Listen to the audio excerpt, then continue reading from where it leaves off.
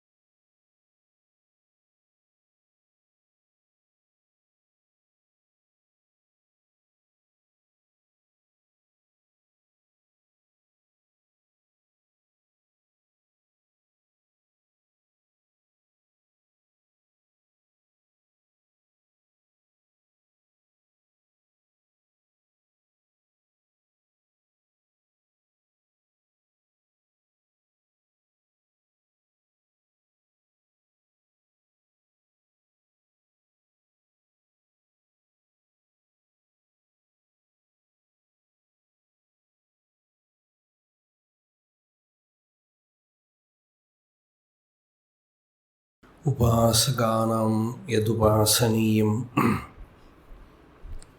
उपात्तवासं वटशाखिमूले तद्धामदाक्षिण्यजुषा स्वमूर्त्यां जागर्तु चित्ते मम बोधरूपम् अद्राक्षम् अक्षीणदयानिधानम् आचार्यम् आद्यं वटमूलभागे मौनेन मन्दस्मितभूषितेन महर्षिलोकस्य तमोनुदन्तम् विद्राविताशेषतमो गणेन मुद्राविशेषेण मुहुर्मुनीनां निरस्यमायां दयया विधत्ते देवो महान् तत्त्वमसीति बोधम् ममाद्यदेवो वटमूलवासी कृपाविशेषात्कृतसन्निधानः ओङ्काररूपाम् उपदिश्य विद्याम् आविद्यगध्वान्तमपाकरोतु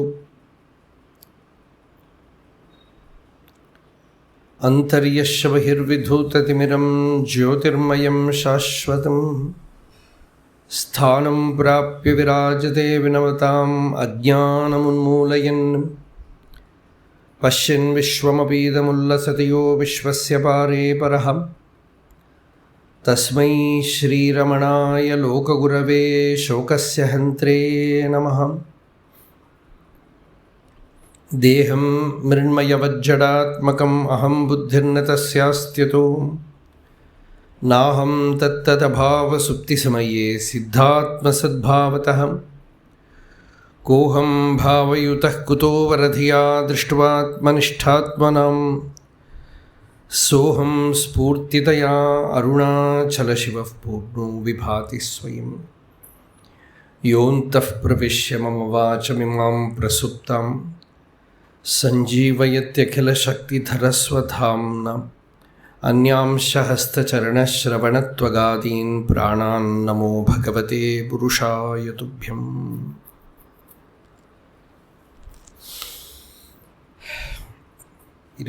ताने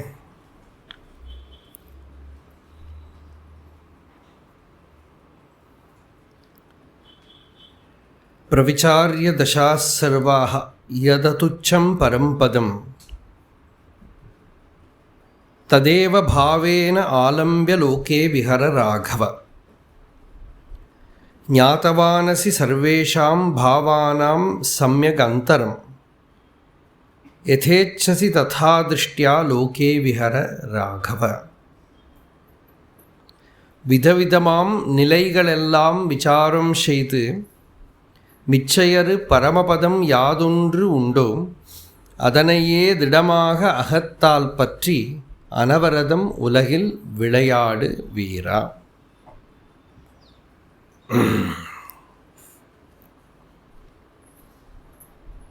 Now is the 26th verse.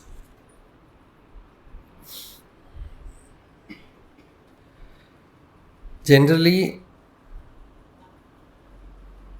a question arises. I have to live in this world, involved in my prarabdha, and should not be affected by that, and should be aware of my real nature constantly. How is this possible? This is the constant problem of a seeker, because neither can you give up spiritual life nor can you avoid worldly life.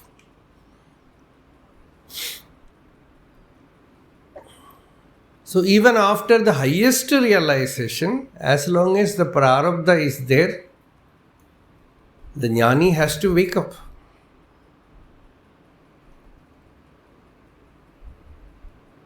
Some enlightened beings, they will have very less prarabdha. They will be leading almost all their time absorbed in samadhi. But they also have prarabdha, that is why the body is functioning here. So with this differences in prarabdha, realized beings are also classified as Brahmavid, Brahmavidvara, Brahmavidvariyan, Brahmavidvarishtha. Knower of Brahman, and from their gradation, actually there is no gradation. Gradation is only for the onlooker.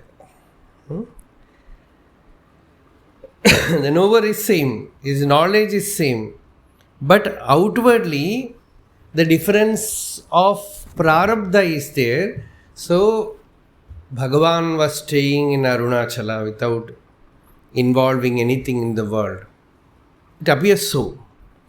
But Bhagavan was in his own way 24 hours working. 24 hours he was available.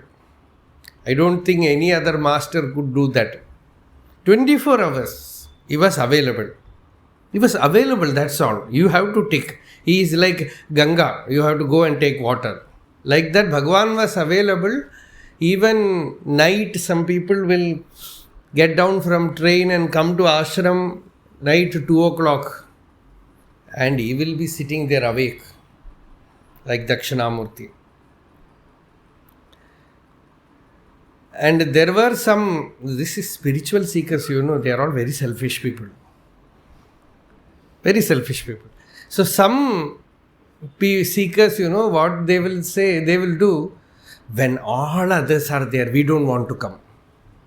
So we will come and discuss with Bhagavan in night.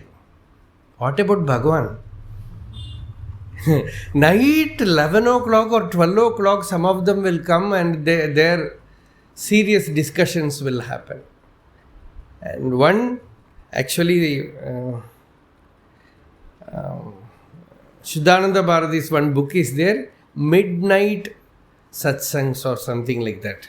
Midnight, talking to Bhagavan. So he was available. And when it is very cold in December or January, one day Vaikuntha Vasar, Bhagavan's attendant, was about to close the room. He said, night, that too night after 10 o'clock, Bhagavan said, no, don't close. Someone will come and they will go away without seeing. They will think we are not available. So he was available 24 hours. That was his style. You should not expect everyone to be available like that. He was available 24 hours, but there is one thing. He is available, but you cannot just easily approach him. He was like as if in an island. That silence, you cannot easily break that gambhirya and approach him so easily. So, Bhagavan was like that. He was in Arunachala. And what do we mean by Bhagavan? What do we know about Bhagavan? We know about him only as this body, which appeared as Ramana Maharshi. And that body was like this. And some other body like Shankaracharya was moving about from every... See, by the age of 32, they say he has walked from Kerala to Kashmir, and from Kashmir to Kerala, and from Gujarat to this side. Everywhere he moved about almost 3 times. That means no rest at all. Why that so? Because it was his prarabdha. And Ramakrishna was in a different way, different mood. And many, some of them, some enlightened beings, they were householders, they were working in the world, doing some work, that way also there. So this is all prarabdha. For a seeker, this confusion between prarabdha and jnana itself, to resolve it itself takes a lot of time. Too much confusion. Because we know only one way of learning. Look at another person, how he is living, and try to imitate him. So, this is the way we have learnt everything in the world. So, in the case of adhyatmam also, spirituality also, we look at others. One person, that is T.P.Ramachandraiah, one of the attendants of Bhagavan, one day when Bhagavan was going upward in the hill, that was the time when he used to get Bhagavan privately. Then he asked Bhagavan, one Swami has come from Sri Lanka and he sits for meditation. Every time he sits for meditation, tears roll from his eyes. But I am also meditating, it don't happen to me. He thought, he was genuinely expressing like that. Then Bhagavan looked at him and said, First he asked, why do you look at him? Then he asked, how do you know that there is no problem with his eyes?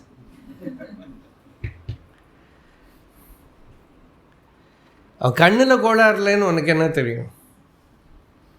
ஒன்று பார். He has come with his prarabdha. You look at yourself. Take care of your prarabdha.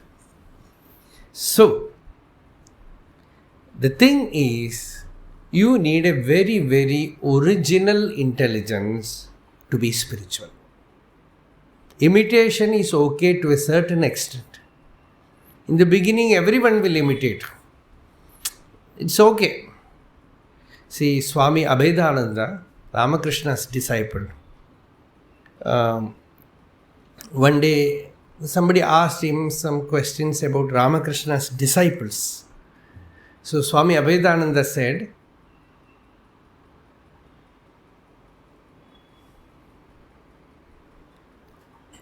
Ramakrishna's disciples, each of them were different. And the uniqueness of them is their uniqueness. That's all.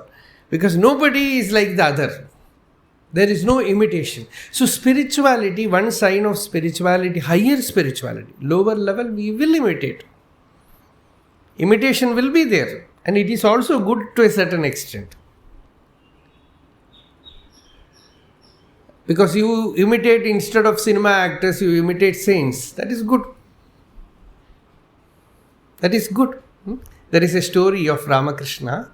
One day, one thief went to a very rich man's house to steal. Suddenly, some noise came and everyone woke up. So many security people were there in that house. They all woke up and took a stick and were searching for him. And he was afraid. He found what to do. There was some ashes were there. So he took those and smeared his body like bhasma and threw away his cloth. And with only a loin cloth, started sitting under a tree with his eyes closed. So these guards, they came and did namaskar and went away. Oh, they say Swami. Then after that, the owner of the house also came. He also did namaskara. Next day morning, with all fruits and everything, they came and did namaskar. Even if he has stolen, he would not have got so many things. So many things were available for him. Then he thought, even as I am acting as a saint. Even by that, so much respect I am getting. That means suddenly sainthood flashed inside him. And you know what happened? He really became a Swami. And there is a much more beautiful story. Today, I don't know why so many stories are coming. One story is a big thief. Very interesting story. It is a long story, a little bit long story. It comes in the Jain Jataka tales. So there, this thief was caught stealing in many places. Then at last he was taken to the king and he was put in jail and driven out. After some days they said, go now.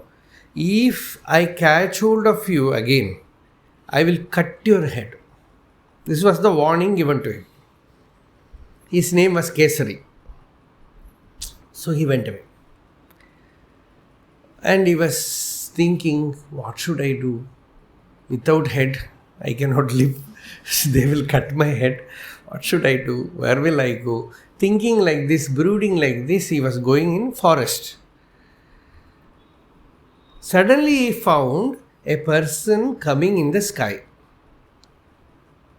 He said, how that person reached there? And there was a small Kali temple. In front of that temple, this person came down and removed his slippers. Then he found, okay, that slippers are making him fly. So this person went inside the temple. This Kesari took the slippers. Wearing it, he started flying. Then he thought, who said stealing is wrong? Even gods are permitting it. So I have got these slippers, and then again started stealing. Not only stealing, the security people, policemen who caught him, he gave a chase to them. They will try to catch hold of him, he will just fly before them. And they all told king, it is that Kesari, idiot, he has got some siddhi now. Even without that, it was very difficult to catch him. Now he has started flying. It's very difficult. So many places he has stolen. And he also had some bhakti, Even a thief can have some bhakti. So every day he will come to that Kali temple because Kali has given him these slippers. So every day with the money that he got, he will come and give some money he will keep in the Kali temple as an offering. And the pujari in Kali temple, a very poor Brahmin, he will every day bring the nivedyam. That nivedyam this kesari will eat. And he thought Kali is eating and giving me gold. And this person became rich. This Brahmin became rich. And kesari also was every day getting some sweet. So, like that, the story was going. And the king then searched and he found somebody is becoming richer every day without any outer reason. Find out. They found this Brahmin. He is very rich. And they asked, how did you become rich? He said, Kali is giving me every day gold. So they understood something is happening. So the king and his men, they were hiding inside the Kali temple. And this Kesari entered.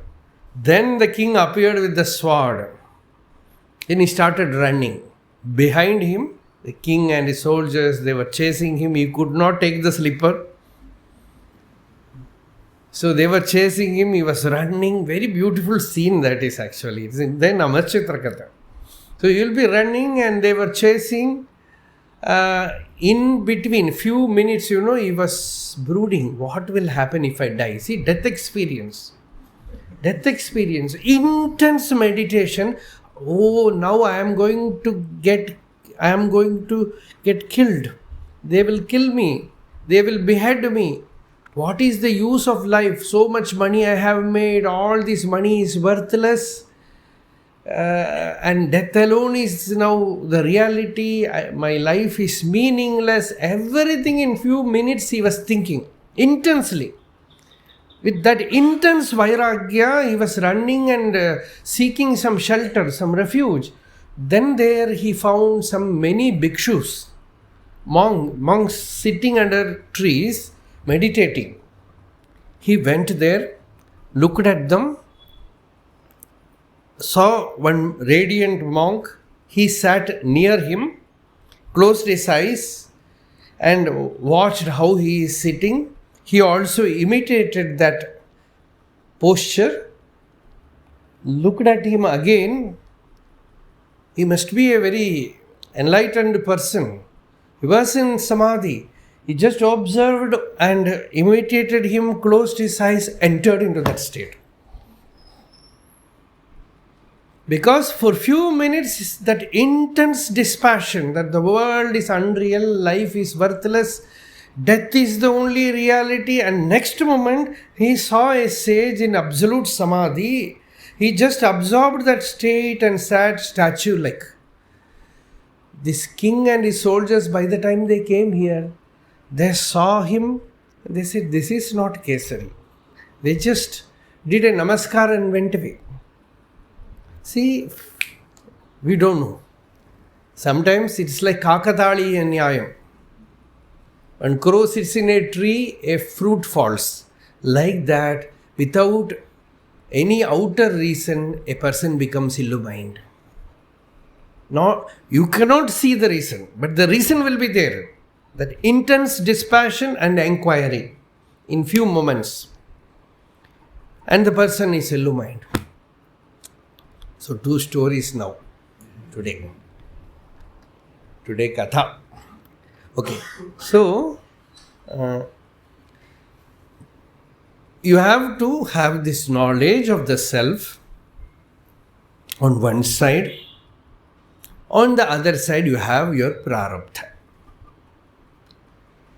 In Gita, Bhagavan says, Atma samstam manah kritva nakinchita vichintayet. Make the mind abide in the self. This is the whole of yoga. Make the mind abide in the real nature, swaswarupa. After that, again the prarabdha is there. And what will the jnani do? Prarabdhaya samarpitam swavapuhu ityesha manisha mama. As Shankaracharya says, a realized soul, he just offers his body to prarabdha. Let prarabdha take care of it. Not bothered. Anyway, the prarabdha will forcefully become active. Especially for a knower, prarabdha will be very powerful. Prarabdham balavattaram tu vidusham bhogena tasya kshayaha. After the knowledge, the prarabdha is so powerful. So, vidha-vidhamā nilaigaḷelām vicāram ceydu. You have to observe life in all directions, from various corners. You abide in the self first. It is one-time occurrence in the presence of the Master. Somewhere the mind finds its way to that state and takes a taste there and again comes back.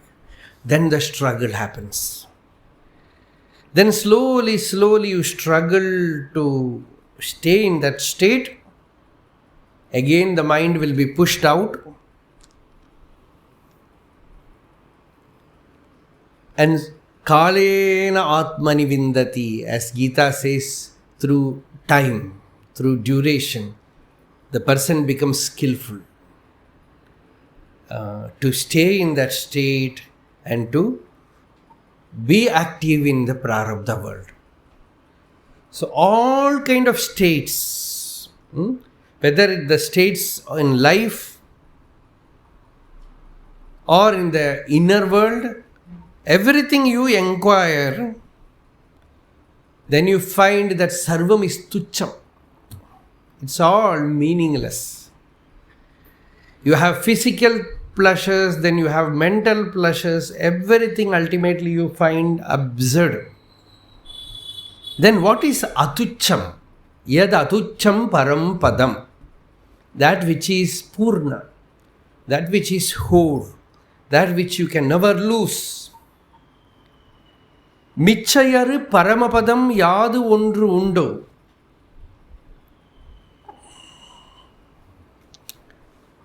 The ignorance, devoid of ignorance, that supreme state, the state where there is no ego, the I, that silence, the egoless state. Just as you have that state in deep sleep, in waking state also, the mind is without thoughts and no sleep and no ego, and you get a glimpse of that purnatva, a pure consciousness. After recognizing it, in Yoga Shastra, they say bhumika labha, nirvichara vaishāradhya.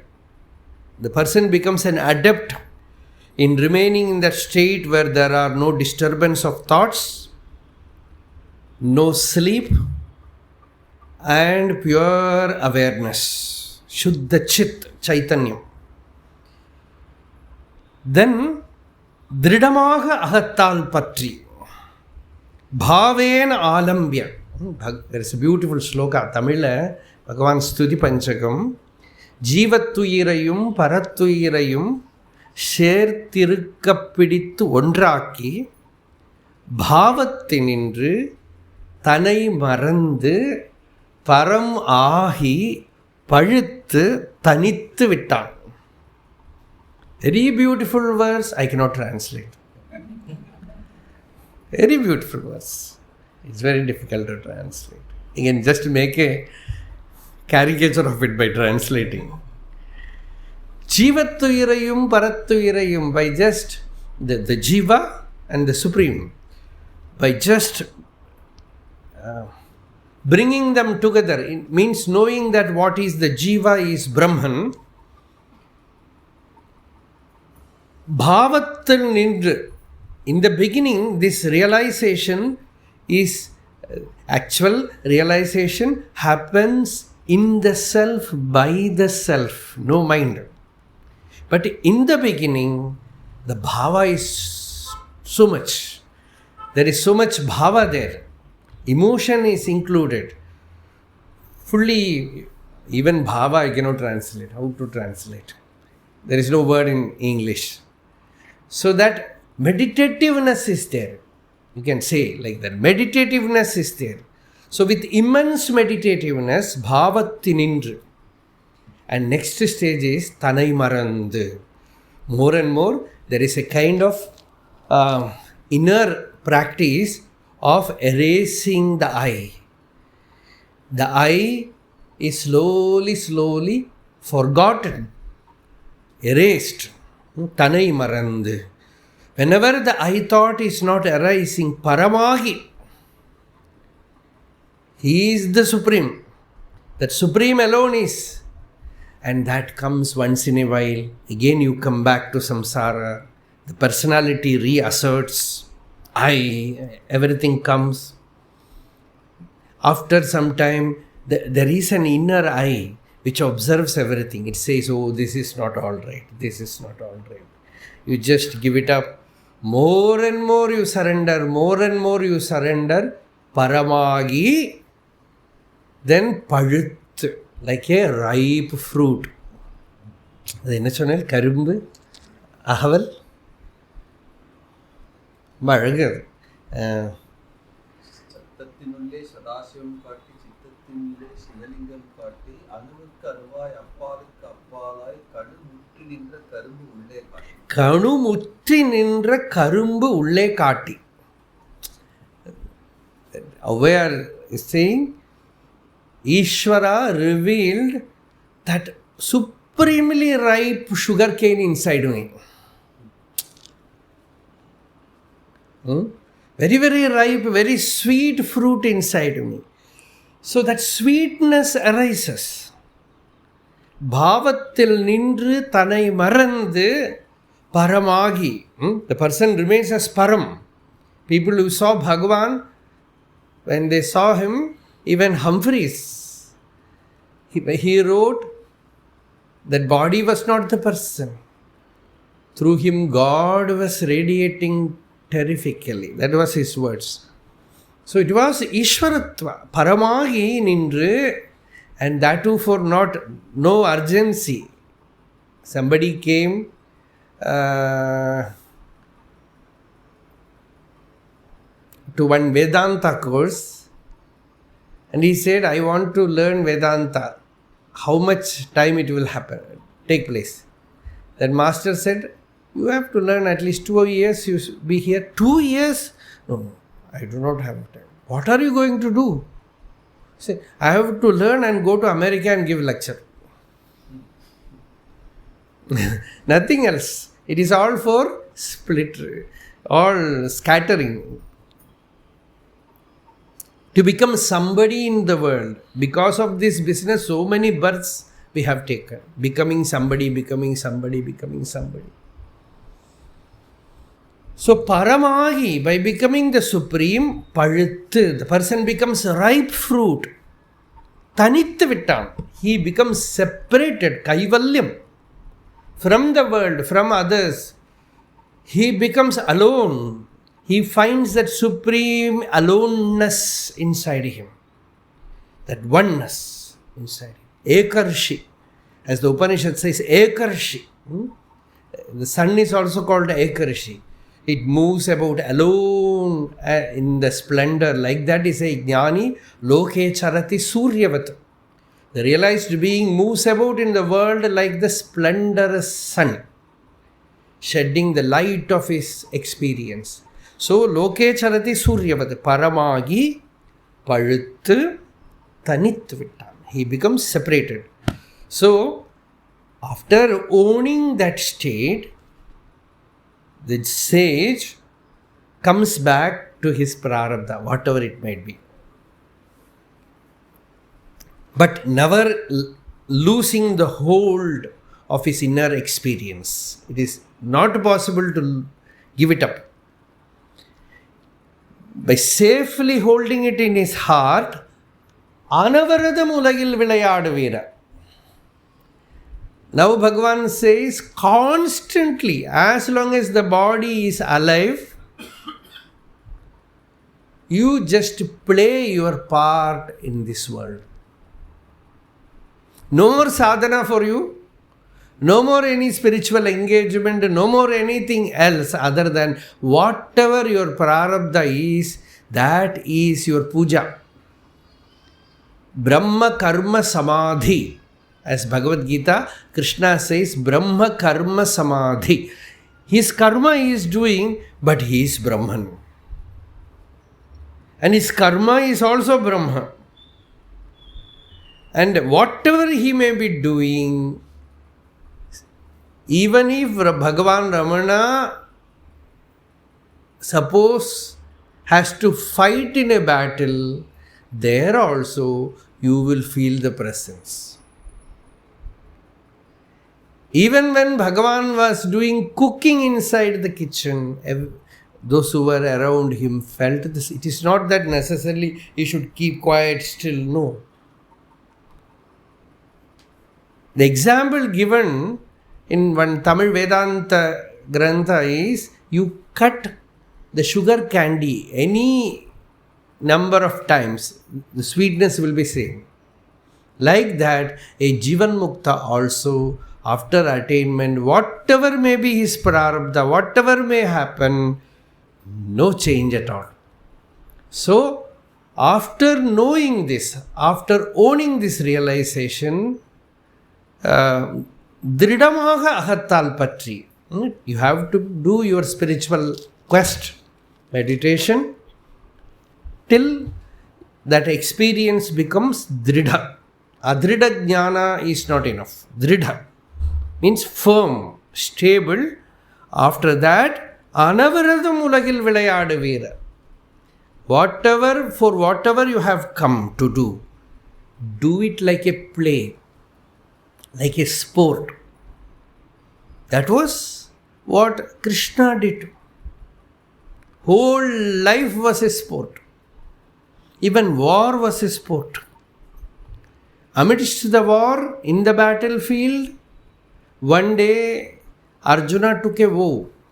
He said, today evening, before the sunset, I will kill one of the enemies, Jayadratha. I will kill him. If not possible, I will jump into fire. This was Arjuna's vow. And after that the war began, and Arjuna was just dancing his way through the army. And by evening, before sunset, suddenly Krishna stopped the chariot. Some more distance they have to go, and so many mighty warriors are there in between. Krishna stopped the chariot. And Arjuna said, what happened, Vasudeva? He said, horses, they are very tired.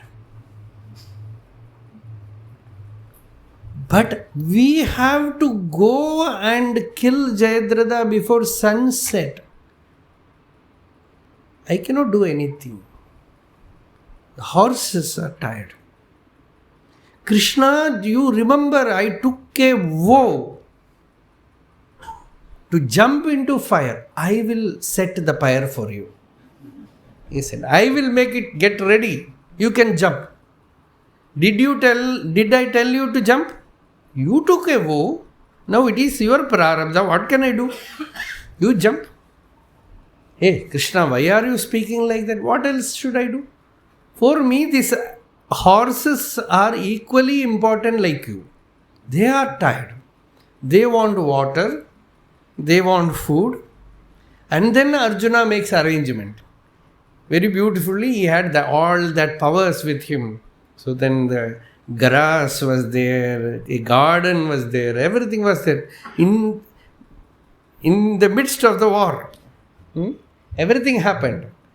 Another plane manifested there, the horses were all, water was given, and Krishna with that,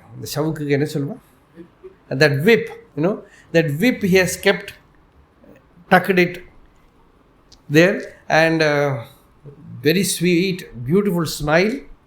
He was just massaging the horses, very quiet, peaceful. And Duryodhana comes there and looks at Krishna. Arjuna is fighting from ground. And Duryodhana says, this fellow, this coward boy, he is standing amidst the army like as if he is standing in the center of Gopikas. All great warriors are around him, but he is like one standing when in Vrindavana with Gopikas. Like that he is standing there. That is Sthita-prajñasya ka bhasha. There also the same ananda, the same calm, the same state. So, this is sport. This is why he was called Krishnastu Bhagavan Swayam. That bhava was, that was the power of jnana. So, and what is the attitude? He himself says, Name parthasti kartavyam trishalokeshu kinjana. He declares, Arjuna, in the three worlds there is nothing for me to achieve. Nothing to attain. Nanavaptam-avaptavyam. There is nothing that I need to get. But still I am ever active. Ever working. Always working. This is the state of a realized being, an illumined being. Unaffected by Maya, unaffected by prarabdha, active. Yogasthaha kuru karmani. Remain in yoga and be active. So this is what this sloka says, yaṉavarata mulahilviḻai āda vīrā. You just play your part in the world, because after prarabdha, after realization, what you have to do will stand before you. Then you have to do it. Kabir was a weaver. Holding Rama inside, he was weaving. Not weaving clothes, he was weaving his realization. Every thread in the cloth was Rama for him. So that fullness of that illumination manifested in whatever they did. Vidha-vidhamā nilaigaḷelām vicāram ceydu miccaiyaṟu parama-padam yādoṉ ṭṛuṇḍō. All the states come and go. This realization is not a state. It is the truth. It is the sat, existence. States will come and go. Moods will come and go. Shift will happen. Mood shifts will happen. Outwardly also constant change. But the changeless truth he holds and abides there. diḍham-āha ahattāl paṭṛi. By holding firm to that state, yaṉavarata mulahilviḻai āda vīrā. Yaṇavaratam is constant. Constantly, and Bhagavan Vāsiṣṭham says, here Bhagavan also translates it like that, vīrā. English la irka adu, la Sanskrit la irka? Loke vihara raghava.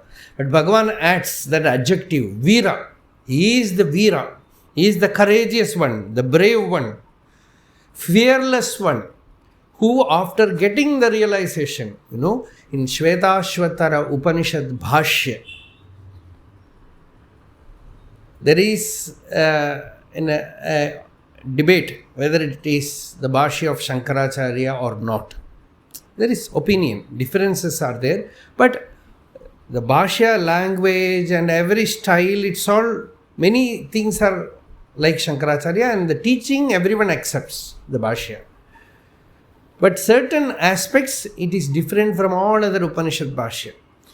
There, that Acharya says in the Bhashya, in the commentary, says, after knowing the truth, what should jnani do? And the Upanishad says, tena tyaktena bhunjithaha. This Ishavasya Upanishad mantra is quoted there. Says, renounce and then enjoy the life. Renounce and enjoy. Renounce means what? No attachment. Nissangata. And then live the life.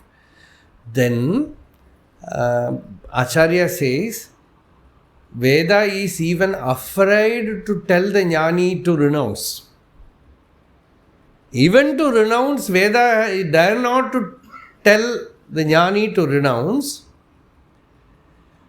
After this knowledge, whatever may be his prarabdha, without even fear whether I will do this, I will do that, what will happen. Na karmana na lipyate. Papakena.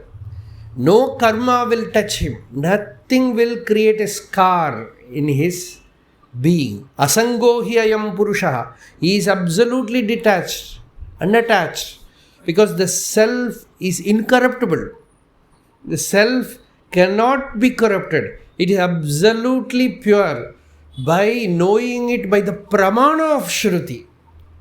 What you think, it has no value. It is little value. Because the Upanishad declares that the self is always pure. It is absolutely pure. With that knowledge, the realized being performs his prarabdha unafraid. He is the vīrā. He is the bold one. Nothing can touch him. In that state, yaṉavarata mulahilviḻai vīrā. Constantly, yaṉavaratam also, that word also is not there in Sanskrit. That also Bhagavan has added. Bhagavan has done some improvising in the Sanskrit verse. Pravicārya dashaha sarvaha yad atucham paramapadam. That paramapadam atucham. All other padam is tucham. You have some mind, some emotion, all tucham, petty, limited. Atucham paramapadam, that supreme state which is free of all, which is absolutely free of time, space, limitation, free from all adjuncts. Yad atucham paramapadam tadeva bhavena ālambya. Taking support of that state. By abiding in that state, loke vihara raghava. O Rama, you just sport in the world. Play your part in the world unafraid. Ingersoll, he was an agnostic, very well-known thinker. And he was like a lion in those days in the Western world, America. He was a good friend of Swami Vivekananda. So one day, after Vivekananda's talk, they had a conversation. Ingersoll told Swami Vivekananda, you people, religious people, you say the world is impermanent, all these things. You don't know how to enjoy the life. When I get an orange, I believe in squeezing it and drinking every bit to the full extent.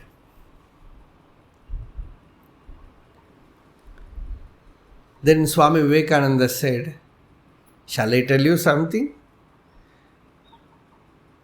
In our villages, the street dogs will enter the kitchen through the back door to steal food. It will be always afraid that the owner of the house will come and beat him or throw stones at him. Like that is a person who is in ignorance, always afraid, I will die, I will die, I will die. Or some disease will come to me. Some problem will come to me. Even if you have everything, you don't know how to enjoy. But when you know the secret of life, you are no more afraid. You know that the world is unreal. Not real. As Kannudaya Vallalar says, you have some bag and keep the bag like this hiding. And people are doubting, something is inside it. Something is inside it.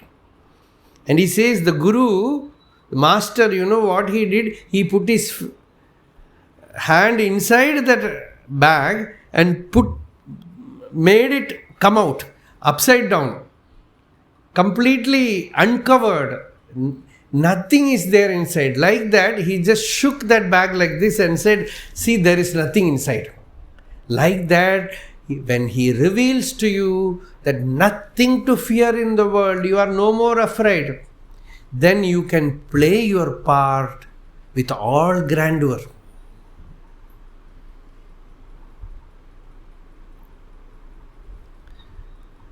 And that, see, so much freedom is there in knowledge.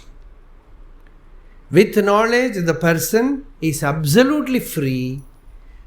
If a person is not free like that, knowledge is not powerful. That is it. Don't blame knowledge. The more and more that knowledge is powerful, the person is free. Absolutely free. Swami Ramanathananda used to say a very beautiful anecdote. One day, one doctor was going in a forest, and suddenly a demon appeared before him.